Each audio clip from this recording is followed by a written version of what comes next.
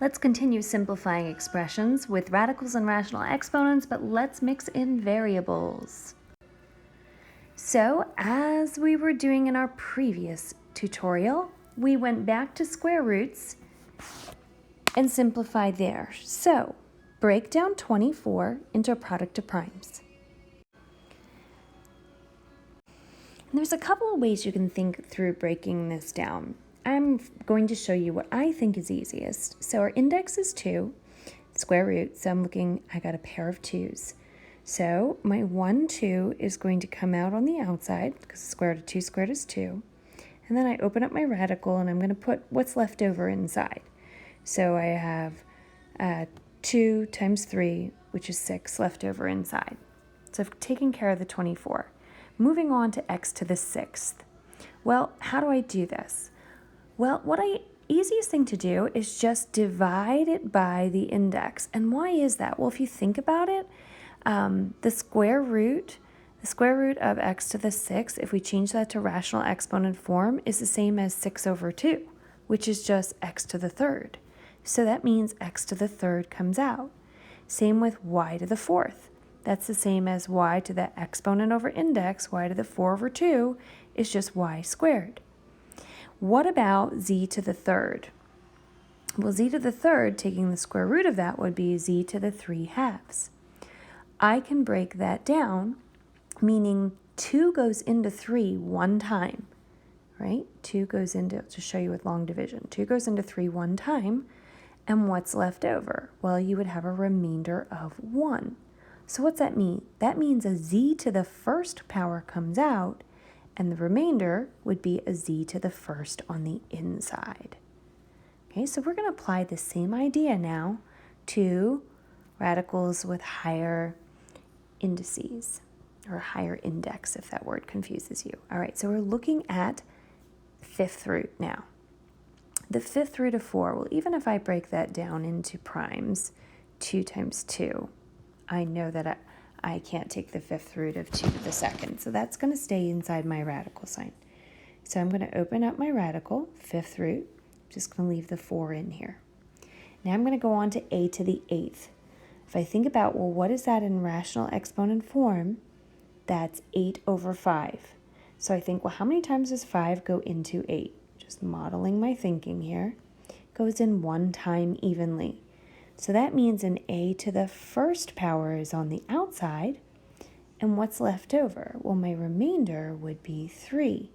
So that means an a to the 3rd is still inside. Okay, let's go on to the b. B to the 14th. Well, how many times does 5 go into 14? I'll model that down here. This would be the same as b to the 14/5 power. So 5 goes into 14 evenly twice. 5 times 2 is 10. So you have 4 left over. You have a remainder of 4. So that means you have a b to the 2nd on the outside, 4 left over, so b to the 4th on the inside. And then we have a c to the 5th. So c to the 5th, well, that would be the same in rational exponent form, would be 5 over 5, which is just 1, so just a c to the 1st comes out. And this would be your simplified answer. When I look at 6, I have a product, so I check and make sure that the index is the same on each radicand, and it is. It's to the 6th power. So I'm going to multiply these two things together, and then I'll simplify. And that would give me the 6th root of 54 times 4 would be 216. And then I'm going to use my exponent rules. So it's multiplication. My indices are the same, so I keep my base, the r, and I add my exponent. So r to the 7th, s to the 26, keep my base and add, and then I have a t to the 2nd. So now I'm going to break this down. I'll start with the 216. I am looking for, let's do my factor tree. I get 54 times 4 because I just multiplied those two together. 9 times 6, 3 and 3, 2 and 3.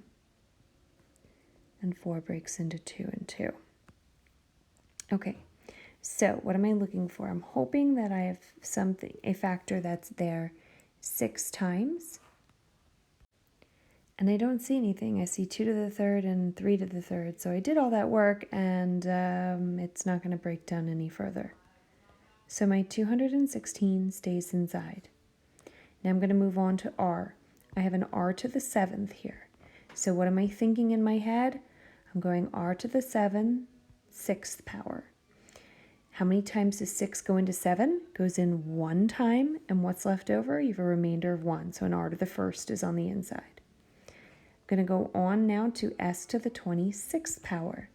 So I'm thinking how many times, I'll show you over here, I would have s to the 26th 6th power, E-I-E-I-O, remember exponent over index. So I think how many times does 6 go into 26 evenly? Well, it's going to go in 4 times because 6 times 4 is 24. So I'd have s to the 4th on the outside, and what's left over? It would be 2. So I have an s squared still on the inside. And then t squared, that's not going to break down. So the only thing I'm going to do is just write this closer. Now with these, there's no way to check them in the calculator with the variable part. The only thing you could do is just type in the numeric portion where you have the 6 root of 54 times the 6 root of 4 and just make sure that's the same as the 6 root of 216, but that's not super helpful in a case like this.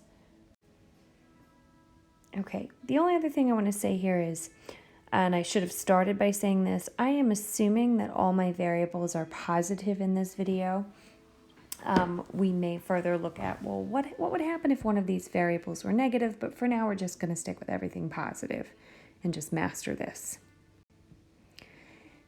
Now let's look at addition and subtraction. So again, I'm going to start with giving you something you should already know how to do. All right?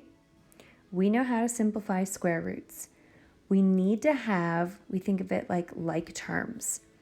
As long as my radicals are identical, so I have the square root of 3, right?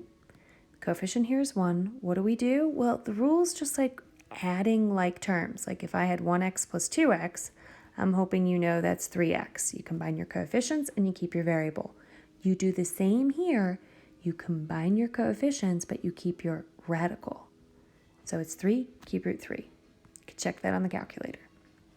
Next one is in rational exponent form, but it's subtraction. So in order to do this, are they like terms? Check the variable part. Yep, they're identical.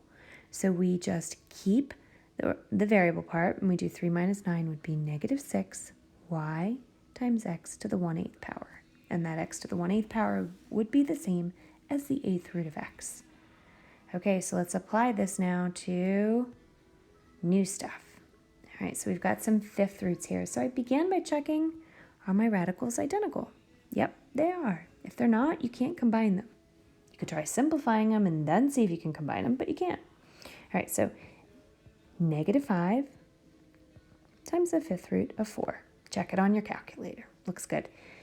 All right, number 8, cube root of 54 minus the cube root of 2. Okay, they're not like, so I just can't combine them. Some kids are going to make that the cube root of 52, and that's wrong. I'm going to break down my radical. I think I did 54 already in this video. I bet I could just look back, but there, it's done. All right, so what do I have?